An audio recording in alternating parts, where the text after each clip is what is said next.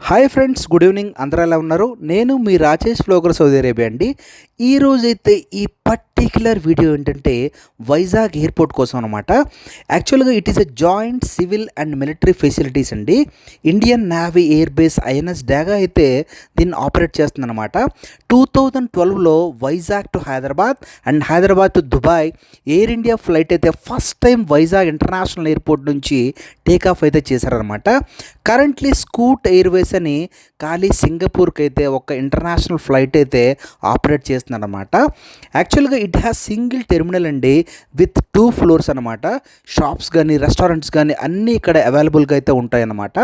And terminal capacity అయితే 300 incoming capacity అండి and 700 out going capacity అనమాట. అండ్ ఫ్యూచర్ డెవలప్మెంట్ అంటే a new green field airport under construction అండి at Bhogapuram international airport అనమాట. 71% of the activities has been completed అండి already. And our minister mister Mohan Naidu has been announced that almost the airport international activities has been completed అండి. And also it is approved by the ministry of civil aviation అనమాట. 2200 ఏకర్స్లో ఇక్కడ international airport అయితే ready చేస్తున్నారండి.